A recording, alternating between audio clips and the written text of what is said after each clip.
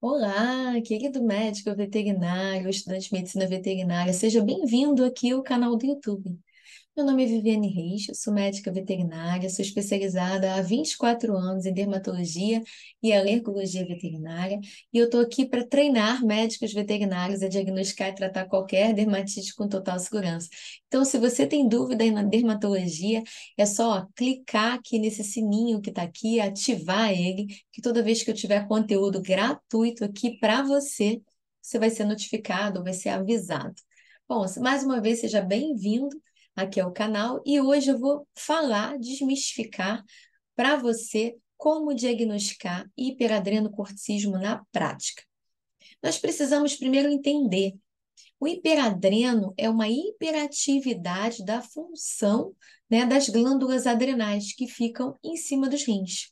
Então, nós temos o rim esquerdo e o rim direito. Em cima dos rins, nós temos duas glândulas, uma de cada lado, que são as adrenais.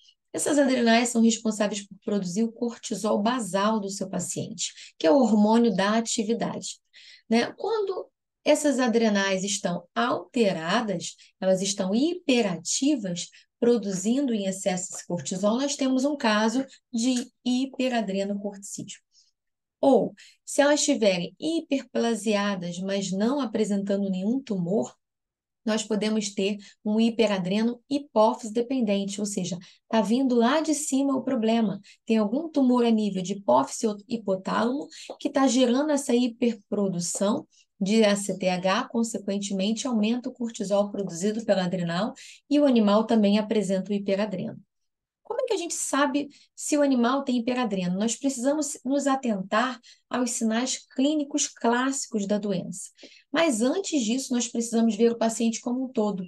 Então, o paciente chega para você, você precisa já fazer aquela inspeção na hora do histórico do paciente, né, sabendo o que ele está apresentando. E além do hiperadreno, adrenal dependente, hipófise dependente, nós podemos ter o hiperadreno iatrogênico. E o iatrogênico é mais comum do que você imagina. Nesses cães que tratam dermatite atópica ou doenças alérgicas que usam corticoterapia uma atrás da outra, né, e os tutores passam a usar indiscriminadamente em casa, o que está acontecendo? O tutor dá o corticoide para o paciente, mas não faz o desmame certo, não tira no momento certo. Ele dá na crise e para, dá na crise e para. E nesse dar e parar, o que acontece? Ele está dando o corticoide para o paciente, ou seja, para o seu paciente, enquanto ele está dando o corticoide exógeno, né, o corticoide endógeno produzido pelo adrenal, ele para de ser produzido, porque, no caso, o paciente está recebendo de fora. E se ele está recebendo de fora, a glândula fala assim: olha, agora eu posso descansar, porque está vindo corticoide exógeno. Então, nesse de parar o corticoide exógeno, o que acontece com a glândula? Ela tem que voltar a funcionar, para poder continuar ativando essas células, né? As células do organismo como um todo, e produzindo hormônio da atividade.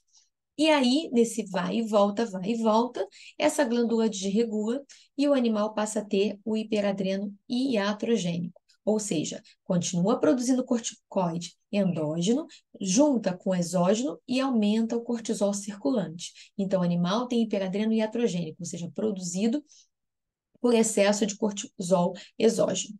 Bom, quando é suspenso esse cortisol exógeno, né, essa glândula leva um tempo para regular esse corticoide basal e sistêmico, né? Então, isso vai levar um tempo e esse tempo é que você não pode pensar em dosar fazer um teste de supressão por baixa dose de dexametasona num paciente que vem tomando corticoide, seja tópico, seja sistêmico. Por que tópico, Viviane?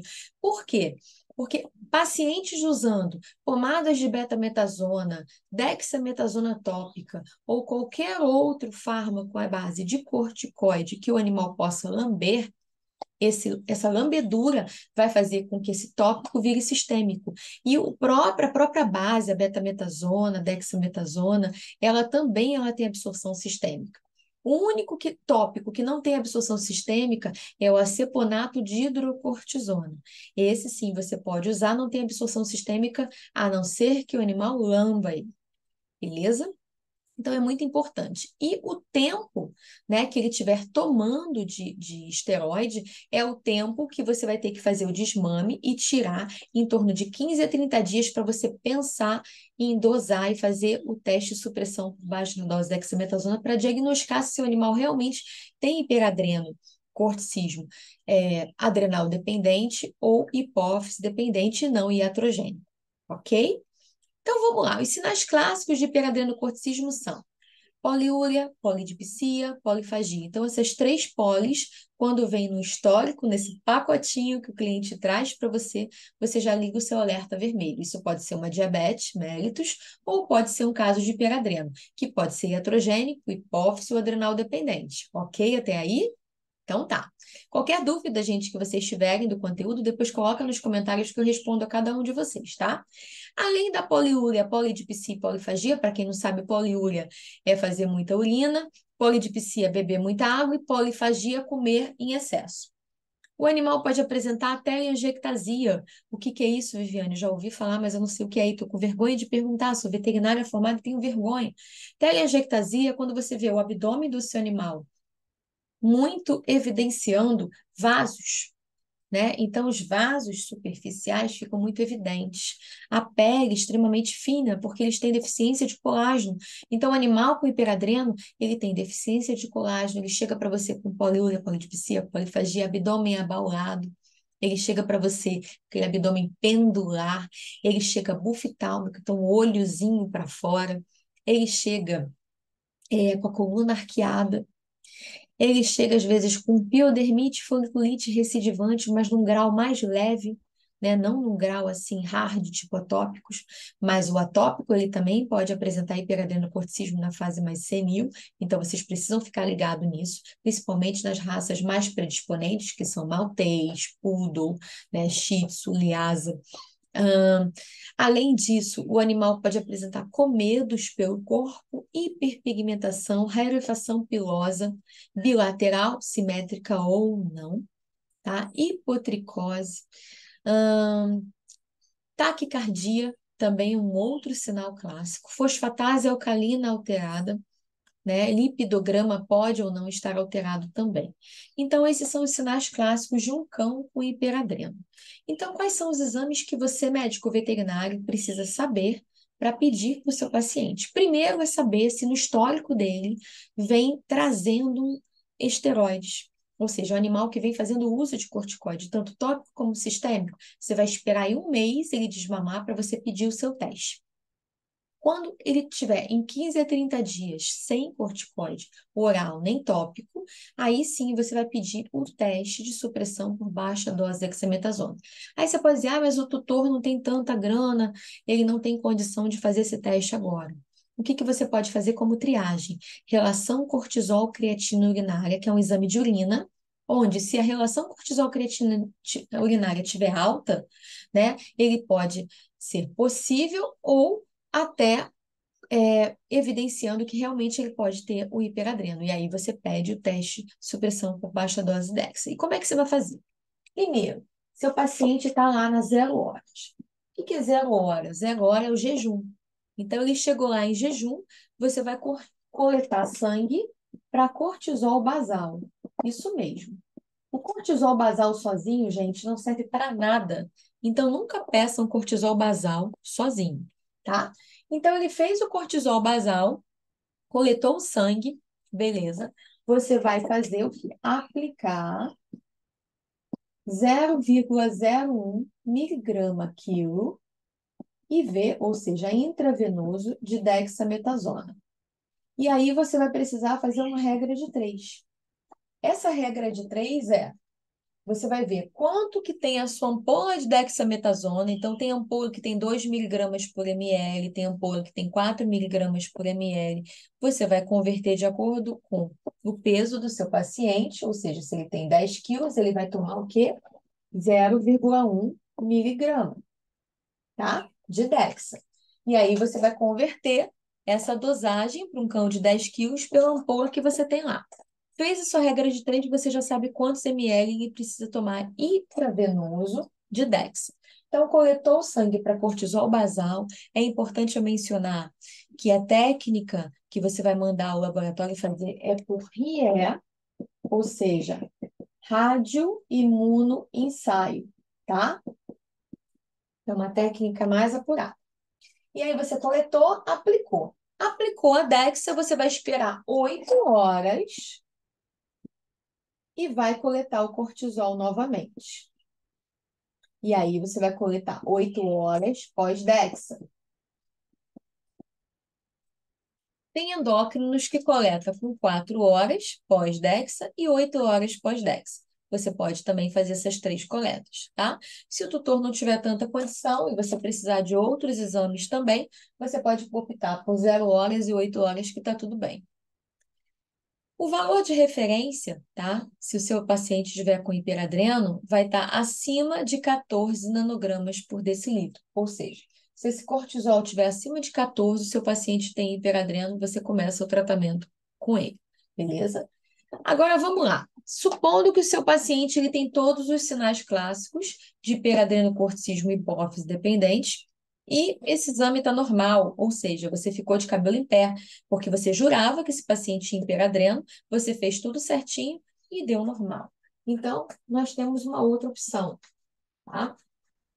E essa outra opção, ela é válida também para o seu paciente se ele já tiver uma diabetes mellitus e não puder usar dexametasona injetável, tá? E aí você vai pedir o teste de estimulação. O teste de estimulação com a CTH, ACTH,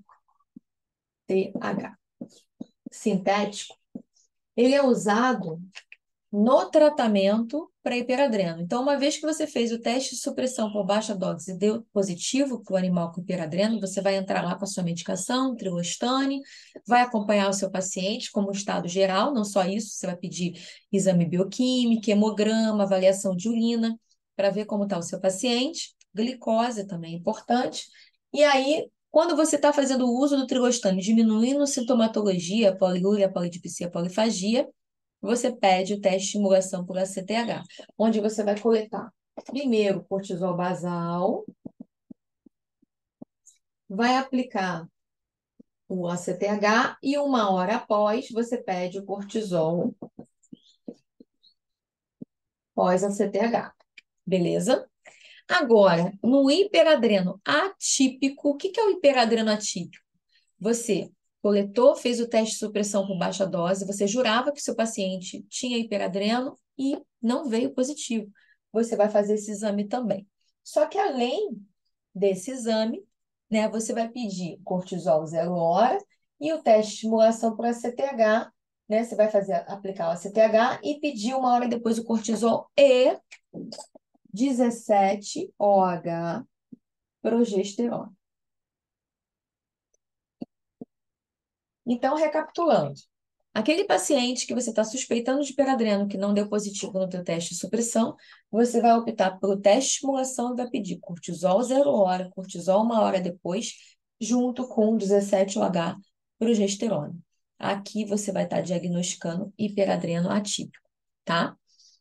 No caso de um paciente já tomando trioestane, você não precisa disso aqui, você vai precisar desse aqui, tá bom?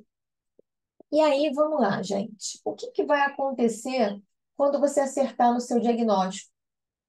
Vai tudo embora. Então, poliúria, polidipsia, polifagia, vai tudo melhorar. Esse paciente, ele pode apresentar calcinose cutânea também, que é depósito de cálcio, né, no tecido epidérmico. Isso dificilmente vai melhorar. Uma vez que tem a calcinose lá, você só vai ter que acompanhar para essa calcinose não vir a ulcerar, não vir trazer nenhuma foliculite, furunculose local, né?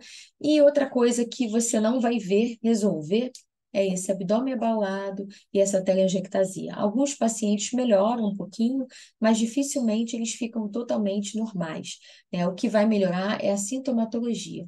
Então, ele vai diminuir a ingestão hídrica, ele vai diminuir a alimentação que era exagerada e ele vai diminuir a produção de urina também, tá? Então, isso daí você vai melhorar os sintomas e você vai regular taxas de fosfatase, você vai regular o lipidograma desse paciente, você vai regular a hemograma, a taquicardia também vai diminuir. Então, também é importante, já que eu mencionei a taquicardia, esse paciente com suspeita de hiperadreno ser avaliado também por um cardiologista para acompanhar, tá? Bom, gente, era isso que eu queria passar para vocês. Eu espero ter ajudado. Então, todas as vezes que você tiver uma suspeita de um cancro hiperadrenocorticismo, você tem que esperar o momento certo para você fazer a dosagem sérica, né? E não gastar o dinheiro do tutor à toa fazendo na hora errada e confundir também com o diagnóstico. Um exame também muito importante que eu esqueci de mencionar aqui, mas é tão importante quanto o teste de supressão, é a ultrassonografia. Então, a ultrassonografia vai te dizer se uma glândula da adrenal está maior que outra, está hiperplásica, ou se ela está tumoral. E aí a gente foge disso aqui, porque a gente já está vendo que esse paciente tem um tumor de adrenal. E aí a gente também vai fazer o teste de supressão, né, para poder ver em que grau que está essa desregulação de adrenal, tá? Bom, é isso que eu queria passar para vocês. Escreve aqui a sua dúvida nos comentários, se você tiver qualquer dúvida, e até a próxima.